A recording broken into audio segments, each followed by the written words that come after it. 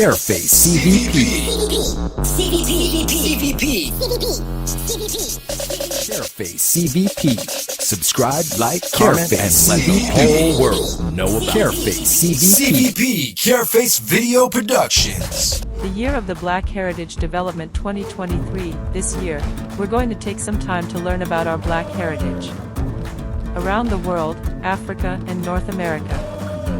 We could learn about Paul Bogle, Nanny, Mother of the Maroons. Louise Bennett Coverley, Harriet Tubman, Rosemary Brown. Dudley Law. Rosa Parks, Martin Luther King, Malcolm X, Lewis Howard Latimer. And much more.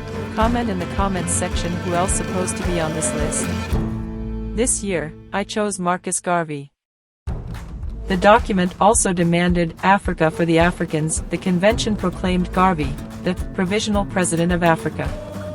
Garvey believed that white society would never accept black Americans as equals. The Provincial President of Africa. Marcus Mosiah Garvey Jr. ONH. ONH means the Order of National Hero. Marcus Mosiah Garvey Jr. ONH was born in Jamaica on August 17, 1887 in the parish of St. Anne. In a district called Priory, the capital of St. Anne is St. Anne's Bay. That's one of Jamaica's 14 parishes. Marcus Mosiah Garvey Jr. ONH was a Jamaican world political activist, orator, publisher, journalist, and entrepreneur. Garvey was born into a moderately prosperous Afro-Jamaican family, and he was apprenticed into the print trade as a teenager. He lived in Costa Rica, Panama, and England. After he returned to Jamaica, after many years away from home. And in Jamaica he founded the UNIA in 1914.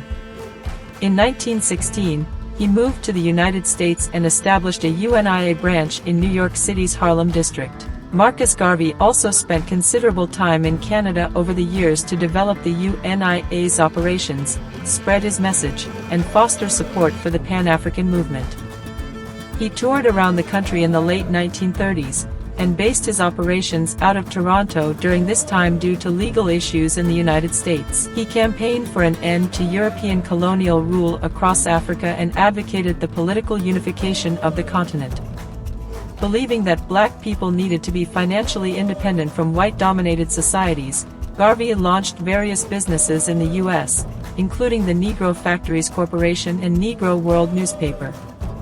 In 1919, he became president of the Black Star Line Shipping and Passenger Company, designed to forge a link between North America and Africa and facilitate African American migration to Liberia. Marcus Garvey's place in Toronto's history. 355 College Street has been home to Timeless Bar, a reggae night spot situated just steps from Kensington Market. What many people forget or don't know is that for 57 years from 1925 to 1982 this building was home to the Universal Negro Improvement Association, UNIA, Hall. The organization was built by West Indian immigrants and African Canadians, and based on the principles of black activist and visionary, Marcus Garvey. The UNIA Hall, in addition to holding formal associational meetings and events, housed the United Negro Credit Union, the Toronto United Negro Association and the Black Cross Nurses, an organization which promoted good health and hygiene practices within the black community. There were weekly Sunday Mass meetings that included a choir. Additionally, Garvey himself visited Toronto several times during the 1920s, and again in the 1930s. He even gave a speech at Windsor in 1937 where he passionately spoke to an audience about not giving up on the goals of the UNIA. "Stand up for yourselves and for your race," Garvey demanded, adding, "Don't let anybody tell you that you are made to stay down." The hall ultimately provided space for Toronto's black community to be free, amidst a climate of discrimination and anti-black racism. Toronto's UNIA headquarters was much more than a musical meeting place, Alexander and Glaze note. It was there, and at similar locations across Canada, that black culture and politics fused. Young and old met to discuss the issues of the day and to celebrate black talent. Marcus Garvey's place in Toronto's history. Every year when we celebrate Garvey Day, August 17th, we commemorate not only his life, but also the universal themes of black emancipation and self-knowledge that were once alive and well in Toronto, and across the country. Those messages are just as urgent today as they were a century ago. After Garvey died of a stroke in 1940, however, UNIA divisions across North America steadily declined. But in 2023 the UNI organization is still pushing through. Garveyism was the first major black nationalist movement in North America.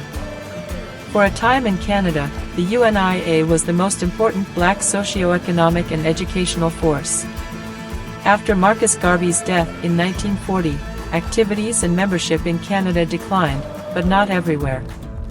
Alumni of Toronto's School of African Philosophy pushed for civil rights. Marcus Garvey's place in Toronto's history. Marcus Garvey's mother's name is Sarah Garvey and his father's name is Marcus Garvey. Garvey was a stonemason. His mother, Sarah Richards, was a domestic servant and the daughter of peasant farmers. Marcus had had 2 previous partners before Sarah, having 6 children between them. You can still see Marcus Garvey's chair at the Jamaican Canadian Association 995 Arrow Road, North York, Ontario, Canada M9M2Z5, open weekdays from 8:30 a.m. to 6 p.m. Marcus Garvey's place in Toronto's history. Brought to you by Careface CBP. Subscribe, like, comment, and let the whole world know about us. Careface CBP.